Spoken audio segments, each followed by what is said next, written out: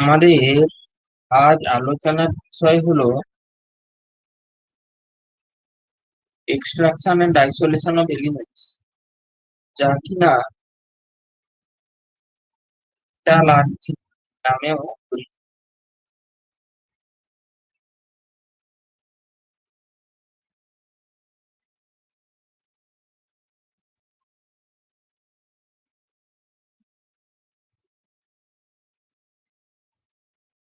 তার isolation and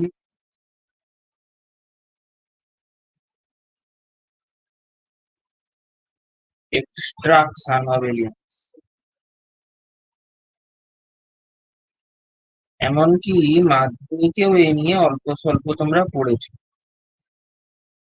তবে এখান থেকে বেশ কিছু ইনফরমেটিভ বা তথ্য নির্ভর বিষয়ও কিন্তু পরীক্ষাতে আসতে দেখা যায়। যেমন ধরো বিভিন্ন রকম কোড বা আকরিকের নাম,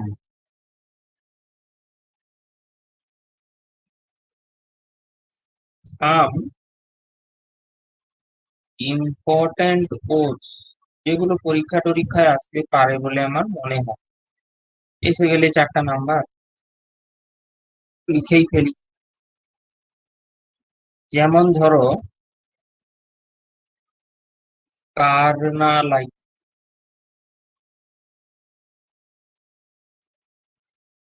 এটার ফর্মুলা হচ্ছে KCl MgCl2 6H2O। এখান থেকে ওয়েস্ট বেঙ্গল জয়েন্টে প্রশ্ন আসার রেকর্ড আছে। এসেছিল এটা কিসের ওর? উত্তর হবে কি? ম্যাগনেসিয়ামের।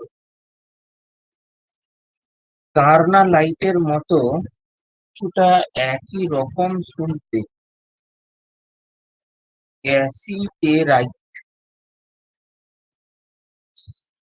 নামটা একটু শক্ত।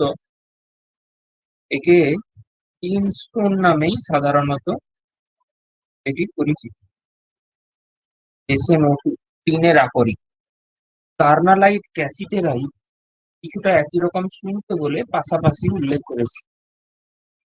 আকরিকের থেকে প্রশ্ন সেরকমই আসে যে নামটা শুনে বোঝা যায় না এটা কিসের আকরিক বা ওর। যেমন ধরো আমি যদি বলি যে লেড সালফাইড, তখন সবাই বুঝে যাবে। কিন্তু আমি যদি বলি গ্যালেনা, তখন মনে তো রাখতে হবে যে এটা আসলে PPS। অ্যালাকাইড,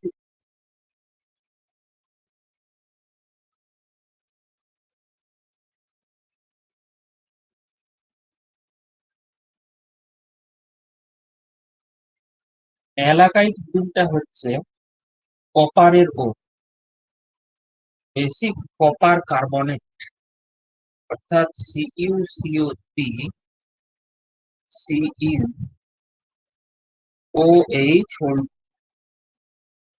ঠিক ম্যালাকাইটের সাথেই তোমার শেখা উচিত অ্যাজুরাইট।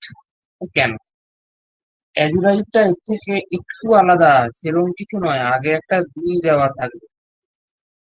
CuCO3 CuOH।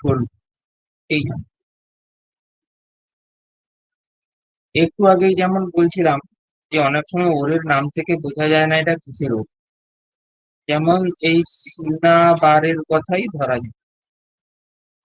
সিনাবার হচ্ছে মার্কারির ওর, যেটা একেবারে সিঁদুরের মতো দেখতে। অনেক সময়, আমি কারো ধর্মীয় ভাবাবেগে আঘাত করতে চাই না, অনেক সময় দেখেছো যে রাস্তায় বা কোথাও বিভিন্ন জায়গাতে একটা পাথরের উপরে সিঁদুর মাখিয়ে মানে রাখা আছে, তো একেবারে সেই রকম দেখতে। পাথরকে দেখে তোমার অবিকল সেই রকম।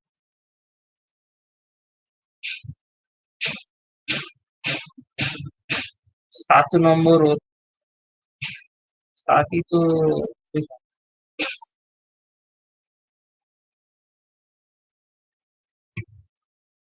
ফ্লুওরস্পার। প্রসঙ্গত বলে রাখি, মেটালার্জিতে কিন্তু আজকাল প্রশ্ন আসার বিশাল টেন্ডেন্সি দেখা দিয়েছে। কি আর বলবো, কোনো কোনো বারে দুখানা প্রশ্ন চলে আসছে। তো ছোটখাটো চ্যাপ্টার বলে একে পাত্তা না দিলে নিজেরই। এই ফ্লুওরস্পারেরই মতো শুনতে, সেটা হচ্ছে ফেলস্পার। সে কিন্তু বা মাইকা, এগুলো কিন্তু ক্যালসিয়ামের নয়, এগুলো হচ্ছে অ্যালুমিনিয়ামের। তাই এই প্রসঙ্গে এইগুলো উল্লেখ করে দিলাম। তো একই রকম শুনতে দিয়ে যাওয়ার সম্ভাবনা তাই থেকেই যায়। তাহলে অ্যালুমিনিয়ামের তো আরো কিছু ওর একটু জেনে রাখতে হবে। সেক্ষেত্রে বক্সাইটটা তো তোমরা জানোই, মাধ্যমিকের থেকেই পড়ো। তো পড়লেও অনেক সময় গুলিয়ে যায় এই দুই তিনের জায়গা। এখানে একটু এই শুরুটা মনে করে এবং অবশ্যই ভীষণই গুরুত্বপূর্ণ, ক্রায়োলাইট। ক্রায়োলাইট হচ্ছে Al F3 3Na, এভাবেও লেখে। আবার তুমি অনেক সময় বইতে দেখবে যে Na3Al F6 এভাবেও লিখেছে, একই ব্যাপার। একই রকম শুনতের কথাই যখন চলছে, তখন তো ম্যাগনেসাইট আর ম্যাগনেটাইটের কথা বলতেই হবে। ম্যাগনেসাইট হচ্ছে ম্যাগনেসিয়ামের ওর, ম্যাগনেসিয়াম কার্বনেট। যেখানে একই রকম শুনতে হলেও ম্যাগনেটাইট হচ্ছে Fe3O4, এটা কিনা আয়রনের ওর। এই প্রসঙ্গে বলে রাখি, আয়রনের প্রধান ওর কিন্তু এটা নয়, আয়রনের প্রধান ওর হচ্ছে হিমাটাইট। এটা হলো Fe3O3। Fe3O4টা প্রাকৃতিক চুম্বক বা লোডস্টোন, ছোটবেলায় পড়েছো। চালকোপাইরাইটিস,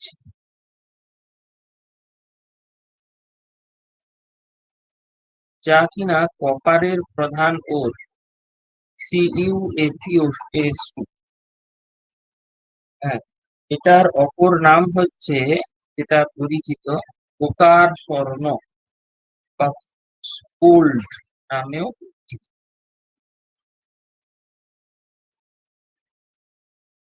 ক্যালামাইন, এটিও মাধ্যমিকের সময় পড়েছো হয়তো। এবং এটিও ভীষণ ঘুরিয়ে যাওয়ার কারণ হচ্ছে নাম থেকে বোঝা যায় না যে এটা জিঙ্কের আকরিক বা ওর। আয়রন পাইরাইটিস,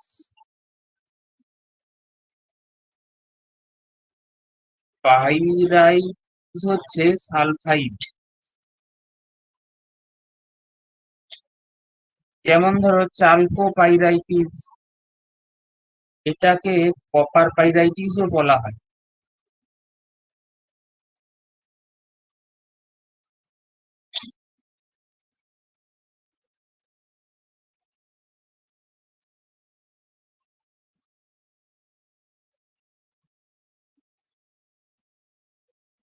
কপার পাইরাইটিস এভাবেও বলা হয়।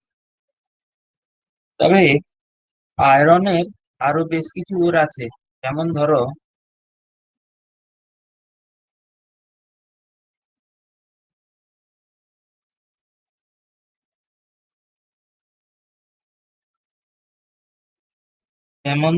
সিডেরাইট,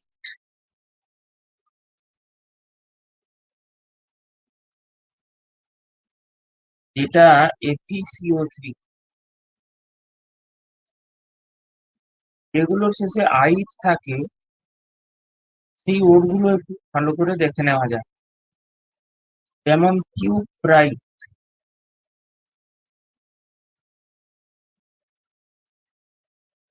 কিউপ্রাইট হলো CuO বা আর্জেন্টাইট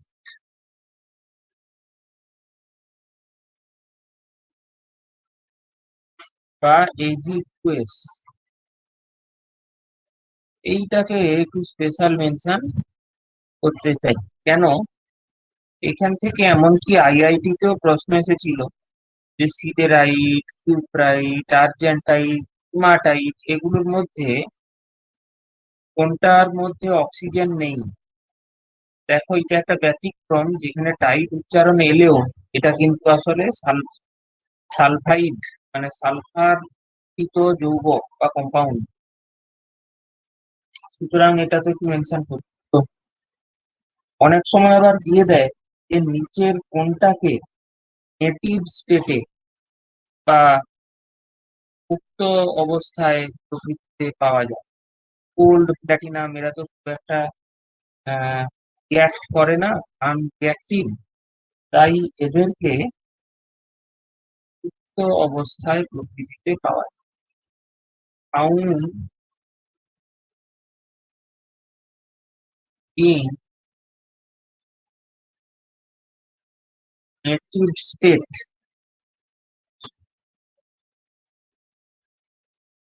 আবার এইটা একটু জেনে রাখো, ইউরেনিয়াম, প্লুটোনিয়াম ইত্যাদিকে কোনখান থেকে পাওয়া যায়?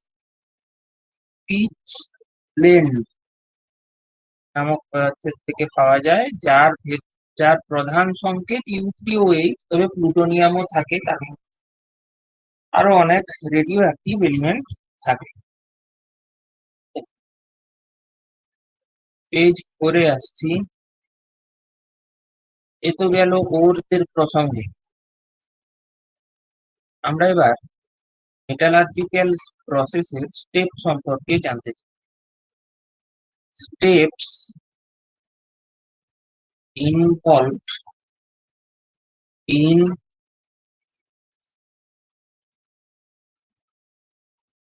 মেটালার্জিক্যাল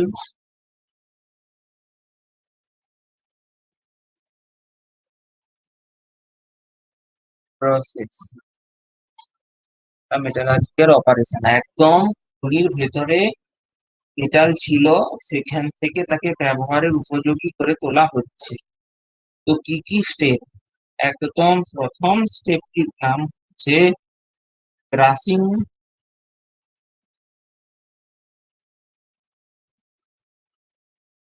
অ্যান্ড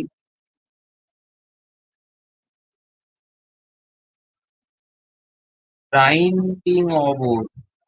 নানাভাবে চূর্ণ বিচূর্ণ করা হয়, এ বিষয়ে আমার কিছু বলার নেই। এখানে প্রশ্ন বেশি আসে না, সেখানে আমার বিশেষ কমেন্ট নেই। কনসেন্ট্রেশন অফ ওর, হ্যাঁ, এটা নিয়ে আমি ডিটেল ডিসকাস করবো। তার কারণ এখান থেকে পরীক্ষায় বেশ ভালো রকমই কোশ্চেন আসে। 3-এ ক্যালসিনেশন বা বশীকরণ, অথবা একই টাইপের আরেকটা পদ্ধতি আছে, স্টিম বা তাপ জারণ। হলো স্মেল্টিং বা বিগলন।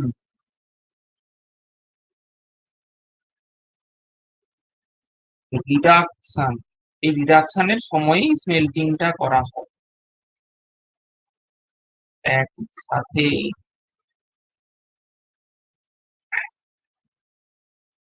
এবং বিশুদ্ধিকরণ বা purification।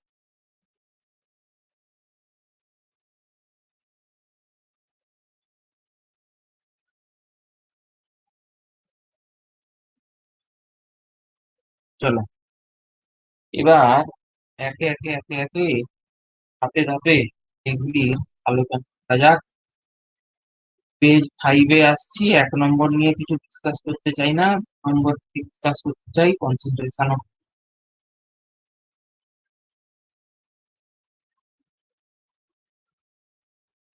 কনসেন্ট্রেশন অফ ওর। তা বলে গাঢ়ীকরণ। ভালো। একটা একটা এর রকম ফের আছে। যেমন ধরো, একটা হচ্ছে লেভিগেশন বা জলধৌতকরণ। এটা প্র্যাকটিক্যালি একটা গ্র্যাভিটি সেপারেশন। মানে এখানে কি করা হয়, কিছু কিছু ওর থাকে যেগুলো খুব ভারী, আর তার উপরে যে গ্যাং বা খনিজ মল থাকে সেটা খুব হালকা। জোরে জলকে ফ্লো করা হয় তখন ওই খনিজ মল বা গ্যাং চলে এলো। তো এগুলো জেনারেলি কোথায় use করা হয়?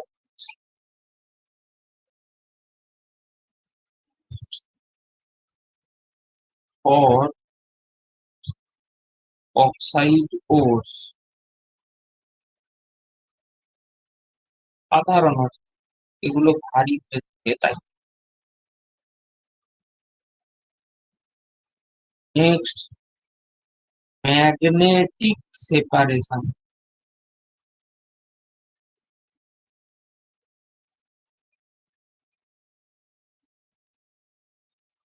এটা কখন হয়? যখন ওর বা গ্যাং অর্থাৎ খনিজ মলের মধ্যে একটি magnetic,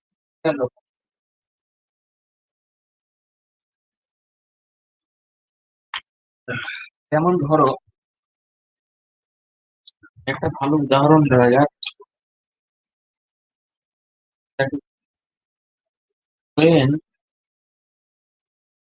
either ore or gang, gang মানে খনিজ মল, এদের দুজনের মধ্যে যে কোনো একজন চৌম্বক পদার্থের চুম্বকের দ্বারা আকৃষ্ট হয়। এদের দুজনের মধ্যে যে কোনো একজন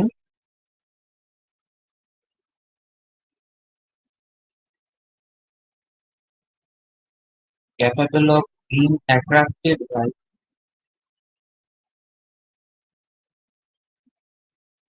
ম্যাগনেটিক সাবস্টেন্স আছে। যে কোনো একজন অন্তত, একজনই হতো, দুজন হলে তো হবে। যেমন এর একটা খুব ভালো উদাহরণ হচ্ছে সেপারেশন অফ তিন stones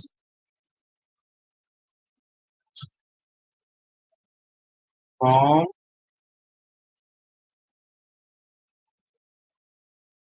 tremite।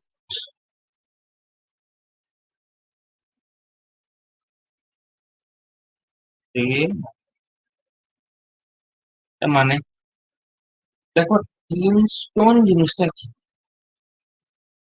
এটা হলো এস এম আর ট্রেমাইট ব্যাপারটা এফটি ডব্লিউ। এবারে ট্রেমাইট নামটা কেন হয়েছে? এখানে ডব্লিউ রয়েছে, যে হচ্ছে টাউনস্টেন বা যার ল্যাটিন নাম হচ্ছে ট্রাম।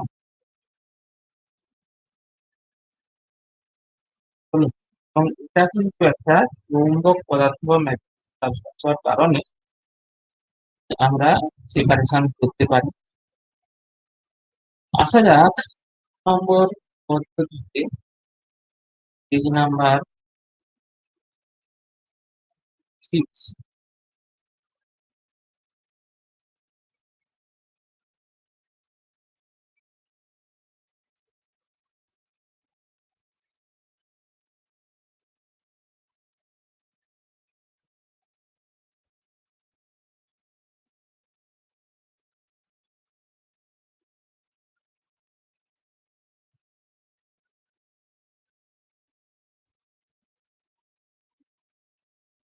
কোরকে কনসেন্ট্রেট করার ভীষণ গুরুত্বপূর্ণ পদ্ধতি, এটা ক্রস নোটেশন বা ত্রিলো ভাষণ নামে পরিচিত। এখানে কি করা হয়, একটা চৌবাচ্চাতে সালফাইড ওরকে নেওয়া হয়, এটা পরীক্ষাতে ভীষণ আছে। এটা কোন ওর গুলোর জন্য ব্যবহৃত? তো হচ্ছে এটা সালফাইড এর জন্য এই ওরকে নেওয়া হয়, তার মধ্যে কিছু তেল টাইপের জিনিস, গ্যাস পাইন অয়েল, এগুলো দেওয়া হয়। নিচে অনেক একটা মানে কি বলে যে বাবুল তৈরি করা হয় নিচে একটা ওই নডের দিয়ে। এর ফলে ওটা খুবই হালকা, এটা ফ্রথ বা ফেনার সাথে উপরে ভেসে ওঠে এবং তাকে সেপারেট করে নেওয়া হয়। সালফাইড ওর বলতে যেমন ধরো কপার পাইরাইটের জন্য এটা ব্যবহৃত হয়, জিঙ্ক সালফাইডের জন্য এটা ব্যবহৃত, এখানে সালফাইড সালফার ভর্তি, সালফার ওর যেখানে দেখতে পাবে সেখানে ব্যবহৃত সালফাইড। তো এবার একটা স্পেসিফিক সিচুয়েশন ডিসকাস করা যাক, যখন মনে করো সব ফ্লোটেশন করা হচ্ছে, এমন একটা জায়গা থেকে ওর পাওয়া গেছে যেখানে কিনা জিঙ্ক সালফাইড আর লেড সালফাইড মিশে আছে। তো তাহলে তো ক্রস বা ফেনার মাধ্যমে এরা দুজনে উঠে আসবে, আমি কিভাবে এদেরকে সেপারেট আউট করবো? এক্ষেত্রে কি করা হয়, বাইরের থেকে একটা ডিপ্রেশন কাজ, ডিপ্রেশন দেওয়া। ডিপ্রেশন মানে মানে এ কি করবে, এক্ষেত্রে যেমন জিঙ্কের সাথে একটা কমপ্লেক্স বানিয়ে দেয়, জিঙ্কের জন্য এ একটা ডিপ্রেশন কাজ করে, জিঙ্কটাকে ঢুকিয়ে দেয়, নিচে পড়ে যায়। এবং লেড সালফাইড এটা পথের মধ্যে থেকে যায়, তাহলে এটা ডিপ্রেশন ফর জেডেনএস। বিভিন্ন কমপ্লেক্সের তো বিভিন্ন স্টেবিলিটি হয়, এর সাথে লেডের যে কমপ্লেক্স হয় তার ভালো স্টেবিলিটি থাকে না, এটা থাকে। এইভাবে এই জিঙ্ককে কি করে ফ্রথ বা ফেনা তৈরি থেকে প্রিভেন্ট করে। হলো, আসা যাক চতুর্থ পদ্ধতিতে, এটা হচ্ছে লিচিং, অত্যন্ত গুরুত্বপূর্ণ। লিচিং মানে অ্যাকচুয়ালি কেমিক্যাল সেপারেশন। মানে কি, মানে হচ্ছে ধরো তুমি ওরের সাথে অ্যাসিড বা বেস কিছু দিলে, ভেতর দিয়ে কার্বন ডাই অক্সাইড বা কিছু পাঠালে, এটাকে কিভাবে কেমিক্যাল প্রসেসে যেটা করা হচ্ছে, কিরকম একটু উদাহরণ দেওয়া যায়?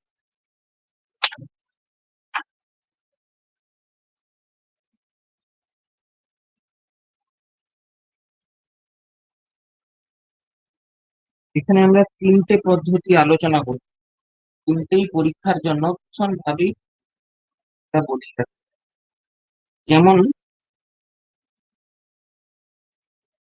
লিচিং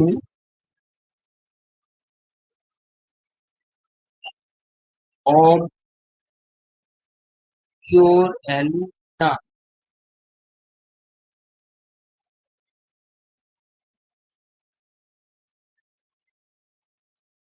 ফ্রম অক্সাইড ওর, এই পদ্ধতিটার নাম বেয়ার্স প্রসেস, BAE, কানটাও লক্ষ্য রাখো। পিওর অ্যালুমিনা Al2O3 আর বক্সাইট Al2O3 2H2। তার মানে এই নয় যে বক্সাইটের কল চলে, এর মধ্যে আরো এক গ্যাং বা মলও মিশে থাকে। তো কিভাবে কি করা হয়, চলো পেজ নাম্বার 7-এ আসি।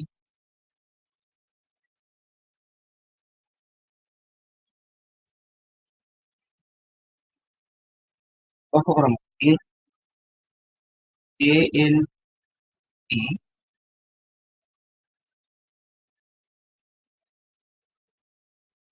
2H4, এটা কি, এটা হলো ইম্পিওর বক্সাইট।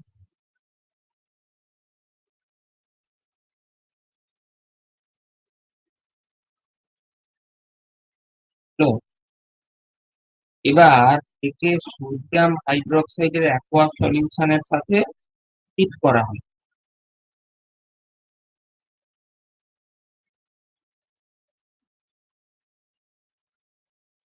করলে Na Al O H whole four এই সলিউবল কমপ্লেক্সটা তৈরি হয়। পরীক্ষায় এখানে একটা এক্স দিয়ে দেবে এই জায়গাটাতে, দিয়ে বলবে কোনটা ফর্মুলা, সুতরাং ভালো হয়। এর ভেতর দিয়ে CO2 তে চালালে অ্যালুমিনিয়াম হাইড্রোক্সাইড এর প্রেসিপিটেশন, এরপর একে যদি আরো হাই টেম্পারেচার 1400 টেম্পারেচারে হিট করা হয়, তখন এখান থেকে জল চলে যাবে, চলে গিয়ে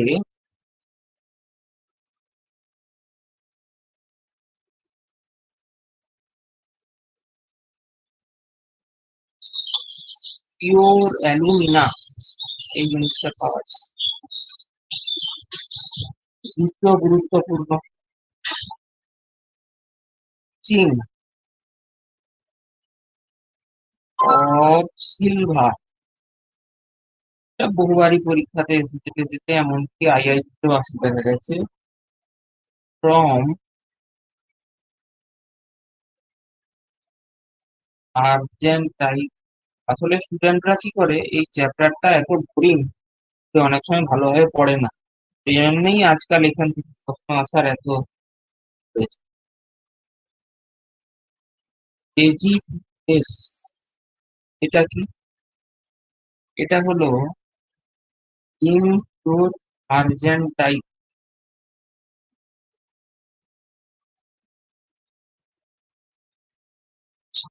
একে কি করা হয়, প্রথমে সোডিয়াম সায়ানাইডের সলিউশনের মধ্যে নেওয়া হয়, তখন এই যে কমপ্লেক্সটা তৈরি হয় এইটা পরীক্ষার জন্য ভীষণ।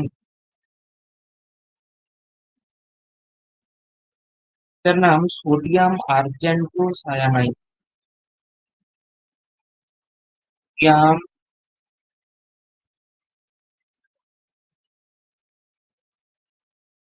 আর্জেন্টো সায়ানাইড বলে রাখা ভালো, অবশ্যই এটা সলিউবল। একটা জিনিস লক্ষ্য করো, এখানে টেকনিকটা কি, প্রথমে কেমিক্যাল প্রসেসে সলিউবল বানানো হয়, এখানেও তাই দেখো, আবার সেখান থেকে ওরটাকে উদ্ধার করা হয়, এখানেও হবে কিরকম, এর সাথে জিঙ্ক দেওয়া হয়,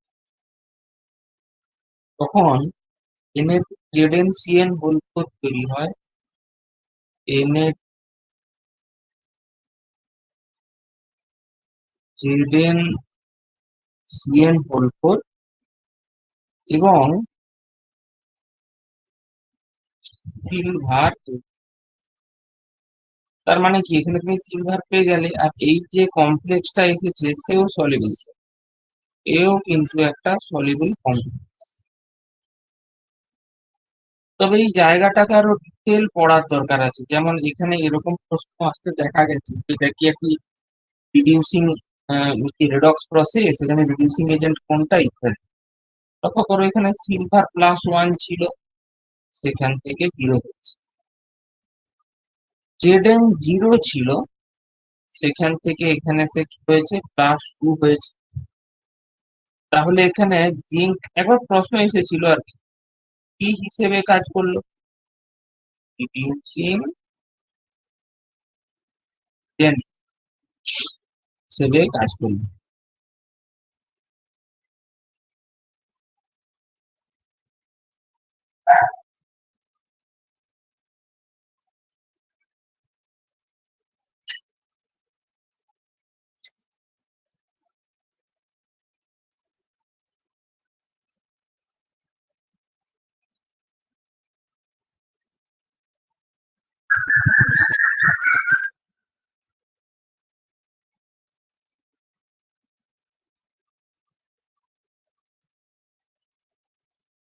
একেবারেই একই রকম, এটা হচ্ছে এক্সট্রাকশন অফ গোল্ড। গোল্ড তো নেচারে নেটিভ স্টেটে পাওয়া যায় ঠিকই, কিন্তু তার মধ্যে অনেক ইম্পিউরিটি বা খনিজ মল বা গ্যাং মিশে থাকে। তো এটা হচ্ছে এটা লিখছি ইনকিউর বই। একই রকম ভাবে একেও সায়ানাইডের সাথে রিঅ্যাক্ট করানো, তবে এখানে একটা কন্ডিশন থাকে, ইন প্রেজেন্স অফ এয়ার।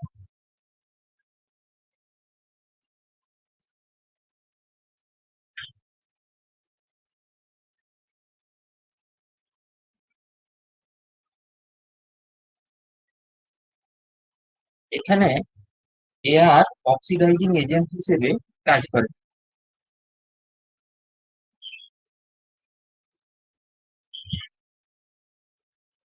এখান থেকে একটা সলিউবল কমপ্লেক্স আছে, তার নাম পটাশিয়াম অরোসায়ানাইড, কে এ ই।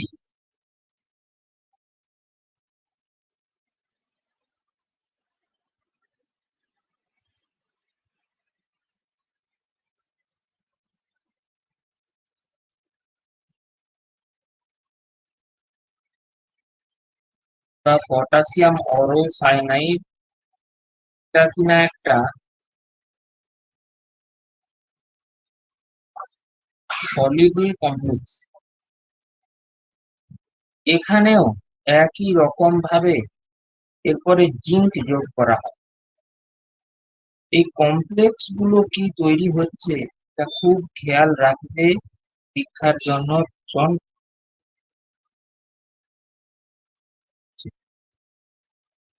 তো এখানেও একই রকম ভাবে প্রশ্ন করা হয় যে কোনটা অক্সিডাইজিং এজেন্ট, কোনটা রিডিউসিং এজেন্ট।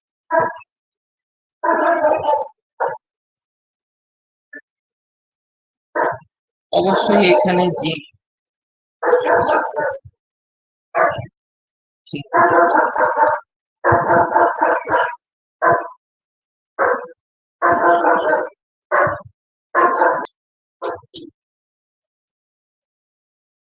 এবারে আসা যাক 3 নম্বর পদ্ধতি, মানে third step of metallurgical process, calcination and roasting.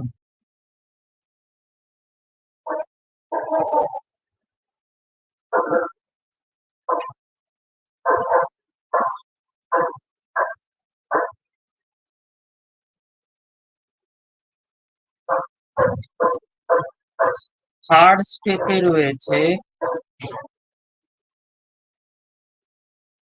Calcination বা ভস্মীকরণ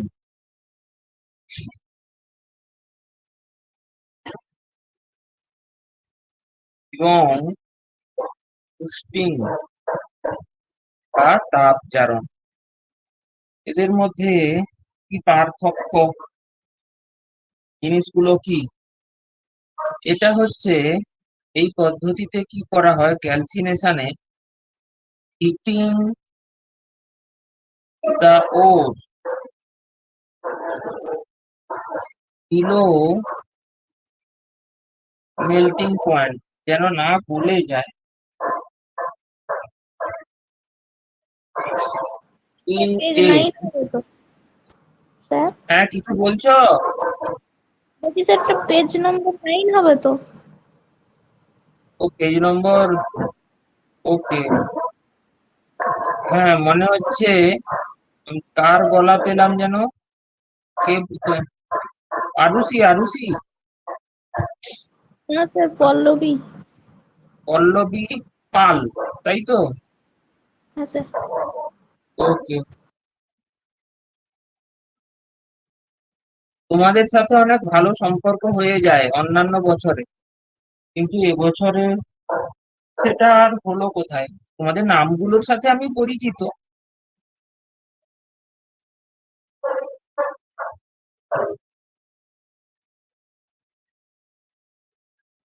আচ্ছা, এটা কাদের জন্য ইউজ হয়? এটা কার্বনেট ওর গুলোর জন্য ইউজ হয়।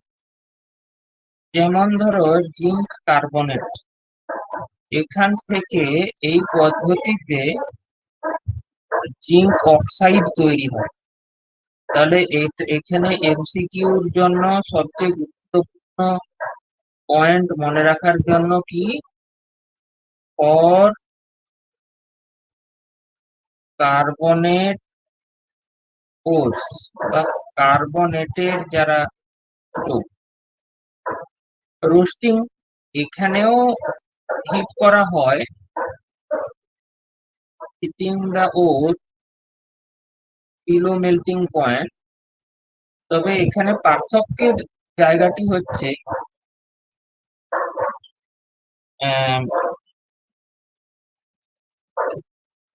In access supply of air.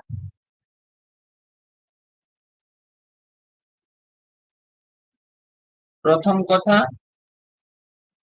দ্বিতীয় কথা হচ্ছে এখানে যে টেম্পারেচারটা থাকে সেটা হচ্ছে হায়ার টেম্পারেচার, তার চেয়ে ক্যালসিনেশনে যা থাকে তার চেয়ে এখানে হায়ার টেম্পারেচারটা বলি। এটার একটা উদাহরণ কিরকম, এটা সালফাইড গুলোর জন্য ব্যবহৃত, যেমন জিঙ্ক সালফাইড, এখান থেকে জিঙ্ক অক্সাইড তৈরি করা হয়। তাহলে এটা এমসিকিউ জন্য, এটা কোন ওরের জন্য ব্যবহৃত হয়?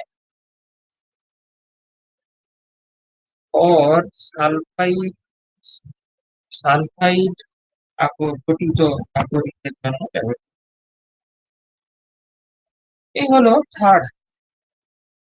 এবারে ফোর্থে আসি, সেটি হচ্ছে রিডাকশন। তার আগে স্মেল্টিংটাকে একটু দেখি। স্মেল্টিং ব্যাপারটা কি?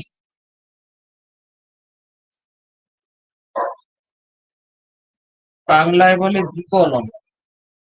দেখো, ওরের সাথে যে গ্যাং বা খনিজ মল মিশে থাকে সেটাকেও কিন্তু ইন্ডাস্ট্রিয়াল পারপাসে ইউজ করা হয়। সেজন্য বাইরের থেকে ফ্লাক্স বা বিগালক যোগ করে এখান থেকে ধাতু মল বা স্ল্যাগ বানানো। তবে এক্ষেত্রে কিছু বিষয় আছে, যেমন ধরো যদি গ্যাং, এই যে বা খনিজ মল, এটা যদি বেসিক হয়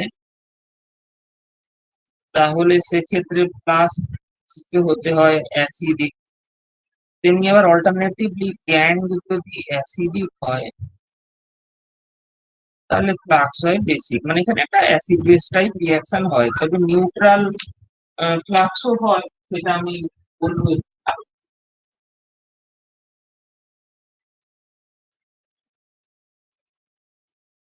নেক্সট পেজে আসছি। যেমন তোমাকে এই উদাহরণের সাহায্যে বোঝাই। ধরা যাক কোনো একটা ওরের মধ্যে ক্যালসিয়াম অক্সাইড মিশে আছে। এখন এই যে খনিজ মলটা, এ তো বেসিক।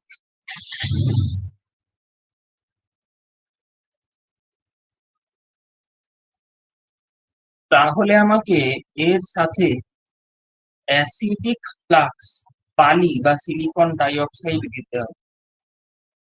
তখন ক্যালসিয়াম সিলিকেট স্ল্যাগ হিসেবে আসবে। এগুলো সমস্ত সিমেন্ট ইন্ডাস্ট্রিতে কাজে।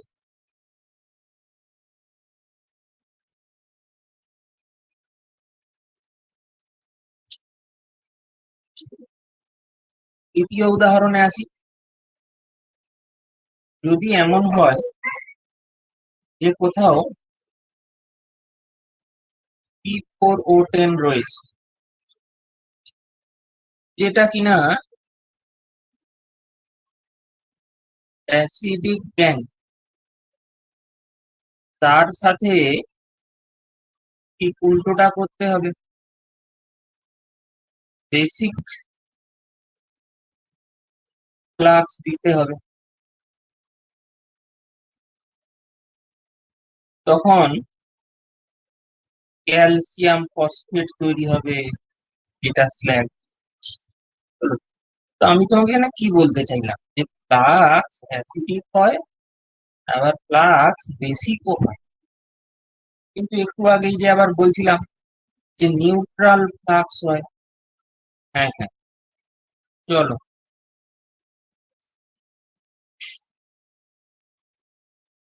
সেই সম্পর্কেও একটু জেনে নেওয়া যাক। যেমন ধরো, আমি যদি সোডিয়াম ক্লোরাইড অ্যানহাইড্রাস মানে মোলটেন সোডিয়াম ক্লোরাইড ইলেকট্রোলিসিসে করে তার থেকে আমি যদি সোডিয়ামের এক্সট্রাকশন করতে চাই, অর্থাৎ extraction of sodium from electrolysis of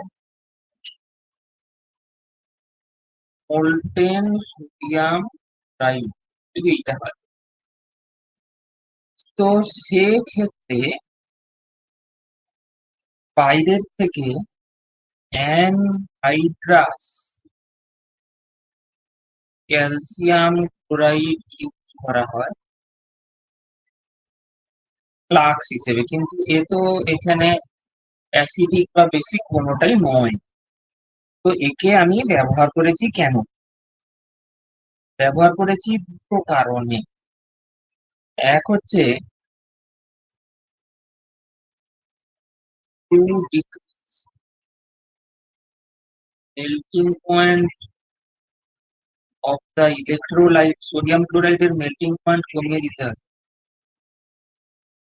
এছাড়া আরো কিছু কারণ থাকে, যেগুলো কারণ, যেমন ধরো ভিসকোসিটি বাড়ানোর জন্য, তড়িৎ পরিবাহিতা বা ইলেকট্রিক্যাল কন্ডাক্ট্যান্স বাড়ানোর জন্য। তো এইরকমই আর একটা বিখ্যাত আহ, বিখ্যাত একটা প্রসেস অ্যালুমিনিয়ামের সময় আমরা শিখবো, সেটা হচ্ছে হল হেরল্ড প্রসেস। সেটা আমরা একটু পরে আলোচনা করছি। তো এইভাবে আমরা দেখলাম যে রোস্টিং ক্যালসিনেশনের পরে 4 নম্বরে স্মেল্টিং হয়েছে। চলো 5 নম্বর প্রসেসে আসা যাক, পেজ নাম্বার 11। এটা তো সবচেয়ে গুরুত্বপূর্ণ, রিডাকশন, কারণ এখান থেকেই তো আমি মেটালটা পাবো।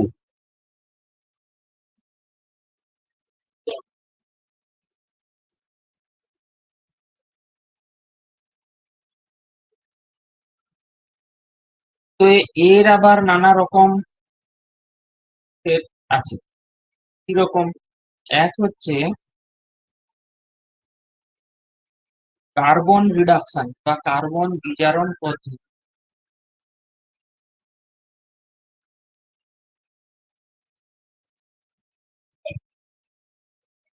যেমন ধরো, তোমাকে তো আমি একটু আগেই বললাম যে এখানে দেখো জিঙ্ক অক্সাইড তৈরি হচ্ছে, সে তুমি যে ওর নিয়ে শুরু করো, আমার টার্গেট হচ্ছে জিঙ্ক অক্সাইড আনা। এবার আমি যখন জিঙ্ক অক্সাইডটাকে এনেছি, তার থেকে আমি কিভাবে জিঙ্ক পাবো?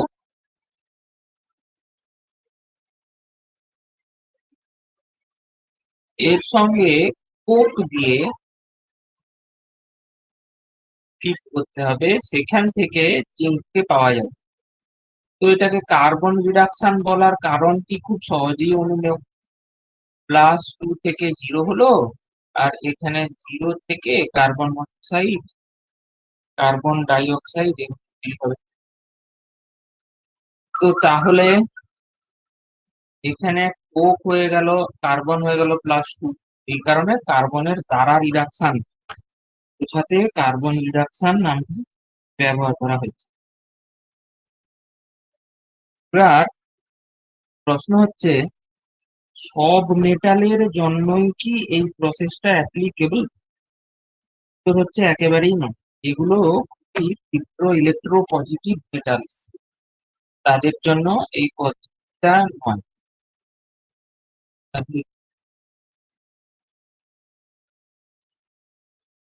তাদের জন্য কি ইলেকট্রোস্ট্যাটিক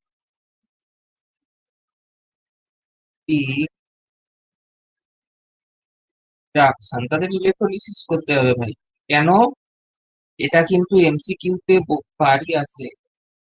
কেন? এগুলো খুবই শক্তিশালী ইলেকট্রোপজিটিভ, এটা খুবই শক্তিশালী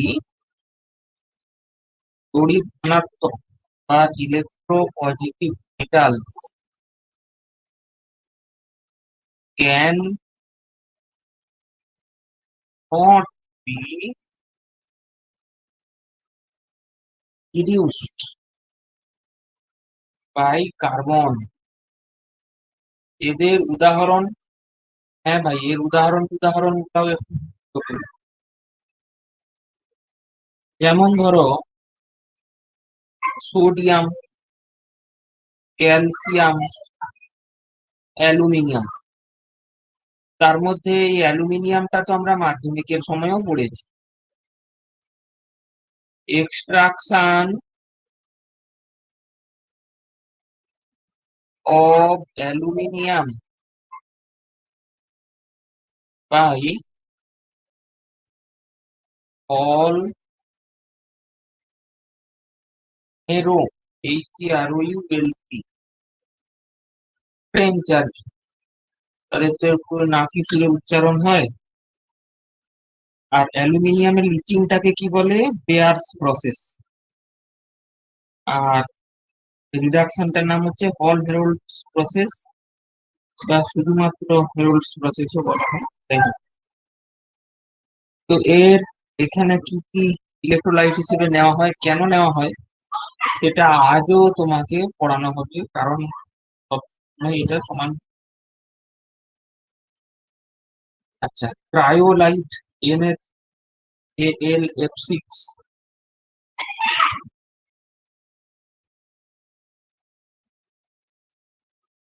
যে পিওর অ্যালুমিনাটা পাওয়া গেছে তোমার পেয়ার্স প্রসেসে, সেটা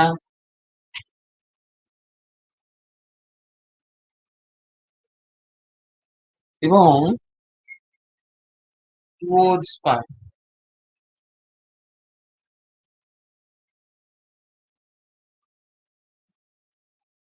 যার ফর্মুলা হচ্ছে CaF। আচ্ছা, এটা থাকে 20%, ফ্লুওরস্পার 20%, আর ক্রায়োলাইট থাকে 60%। এই নিয়ে তৈরি হলো ইলেকট্রোলিটিক সলিউশন।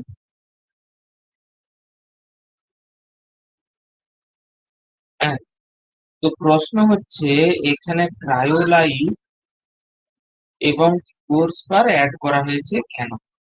এমসিকিউর জন্য ভাই এটা কিন্তু আজও সমান গুরুত্বপূর্ণ, তোমরা নিশ্চয়ই লক্ষ্য করেছো, এটা পরীক্ষাতে আসে। অতএব চলো পেজ নাম্বার 12-এ চলে যাই।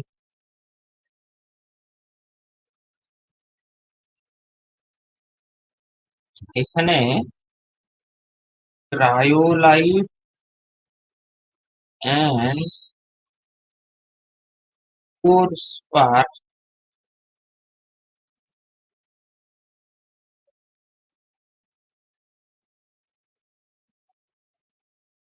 are used as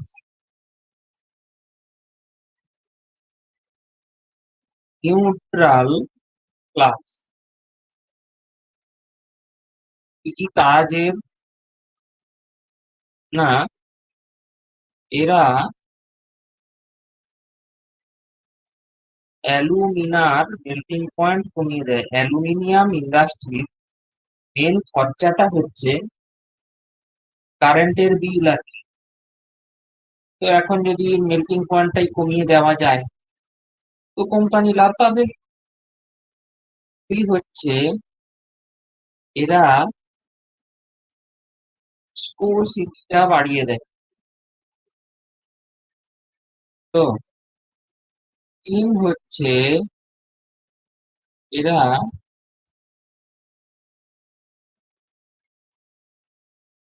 ah,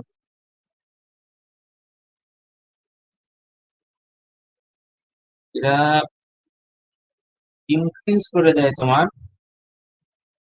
electrical conductance বা তড়িৎ পরিবাহিতা। তো এখানে কি রিয়াকশন ইনভলভড আছে? দেখো এখানে অ্যানোড হিসাবে গ্রাফাইট আর ক্যাথোড হিসেবে গ্যাস কার্বন ইউজ করে একটা চৌবাচ্চা নেওয়া হয়। এই চৌবাচ্চাটাতে এইখানে এইভাবে গ্যাস কার্বনের একটা লেয়ার দেওয়া থাকে আর হলো এইটা ক্যাথোড হিসেবে কাজ করবে। এবার এখানে তো রয়েছে তোমার ওই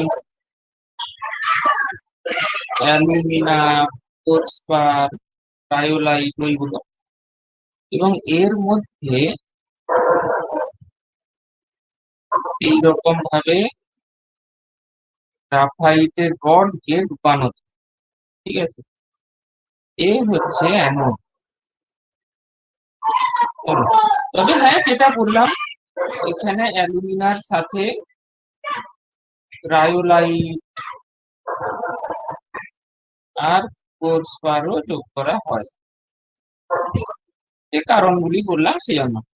এবং এখানে উপরে কিছু কার্বনকে, কার্বনের মানে কি বলে, কয়লা এখানে ছড়িয়ে রাখা হয়। কেন? কারণ দেখো এখানে হয়টা কি, এই যে গ্রাফাইট অ্যানোড, এটাই রিয়াকশনে যে কার্বন অক্সিজেন তৈরি হয় তার সাথে রিয়াকশন করে ক্রমশ ক্ষয়ে যেতে থাকে, যার ফলে এই অ্যানোড কিছু সময় অন্তর পাল্টাতে হয়। তো সেটা অক্সিজেনটা যদি এই কার্বনটাকে অ্যাটাক করে তাহলে অ্যানোড রক্ষা পাবে। এবার এই অক্সিজেনটা আসছে কোত্থেকে? এই যে অক্সিজেনটা বললাম এটা কোত্থেকে আসছে, হ্যাঁ চলো সেটা দেখছি আমরা। দেখো Al2O3 ভেঙে গিয়ে Al3 প্লাস 3O2 মাইনাস তৈরি হয়। এবার এটা ক্যাটায়ন, এ কি করে ক্যাথোডে গিয়ে 6খানা ইলেকট্রন নিয়ে পুরো এল হয়ে যায়। আর এ তো অ্যানায়ন, এ কোথায় যাবে? অ্যানোডে যাবে। এ কি করবে? 6খানা ইলেকট্রন ছাড়বে, তখনই তো এ সেই 6খানা ইলেকট্রন নিতে পারবে। এ বাই 2O2 বানায়, এই অক্সিজেনটাই সমস্যাটা করে আর কি। তো যাই হোক, আমরা আলোচনা করছিলাম ইলেকট্রোলিটিক রিডাকশন। তো ইলেকট্রোলিটিক রিডাকশন ছাড়াও আরো তো গুরুত্বপূর্ণ রিডাকশনের প্রসেস সম্পর্কে আমাদের জ্ঞানার্জন করতে হবে। যেমন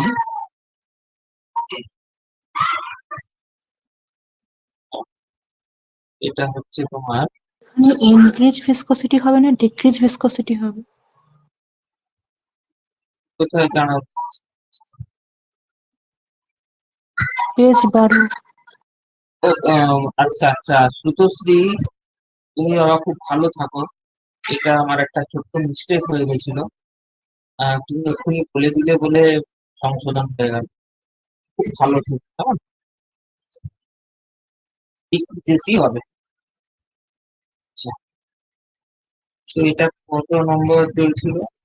2, 3 হবে।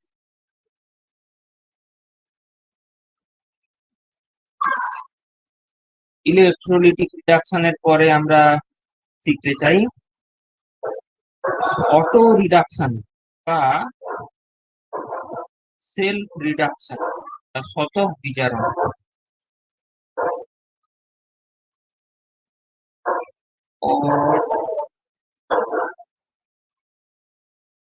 সেলফ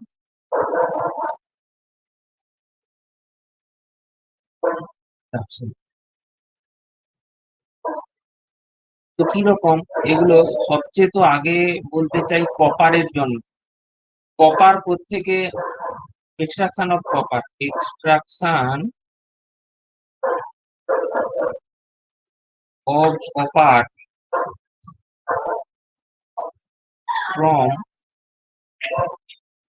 CuFeS2 or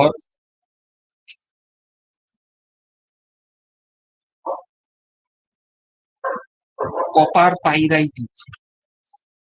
এটা তো পরীক্ষার জন্য ভীষণভাবে গুরুত্বপূর্ণ। অ্যাকচুয়ালি CuFeS2 কে আমরা এভাবেও লিখতে পারি যে CuSFeS, এভাবেও লেখে। তো এখান থেকে ঘটনাটা কি ঘটে, এই CuS যেটা না, সেখানে থেকে এটা তো একটা সালফাইড ওর। সালফাইড ওরের জন্য কি করতে হয়, রোস্টিং করতে হয়, আমরা একটু আগেই শিখেছি। আর কার্বনেটের জন্য ক্যালসিনেশন করে এখান থেকে CuO তৈরি। তো এই যে CuO তৈরি হলো, এই CuOটার সাথে যে CuO2টা রয়ে গেছে তার রিয়াকশন হয়। তাহলে বাইরের থেকে আর আলাদাভাবে রিডিউস করারই কোনো দরকার হয় না, সিস্টেম নিজেই এটা করে। এই কারণে একে বলা হয় অটো রিডাকশন বা সেলফ রিডাকশন। এবার কেন বলছে, কি ব্যাপার, দেখো এখানে 0, এখানে হচ্ছে +1 অক্সিডেশন স্টেট, এখানেও হচ্ছে প্লাস অক্সিডেশন স্টেট,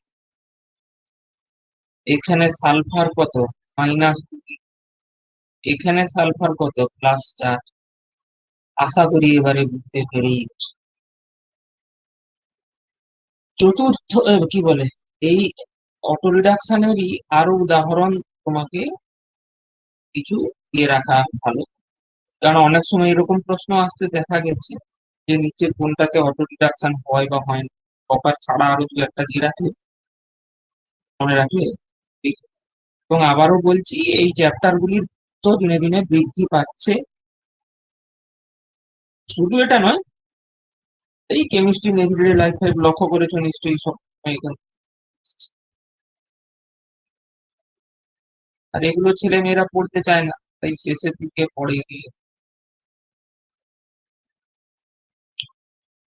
তো এখানেও সেই রোস্টিং হয়েছে, হয়ে যে ভিডিওটা এসেছে সে আবার যে পেজটা এখানে আছে তার সাথেই রিয়াক্ট করেছে, করে টিভি বানিয়েছে, হলো। আবার এটা আরেকজনের জন্যও ইউজড হয়, সেটা হচ্ছে সিনাবার। তাহলে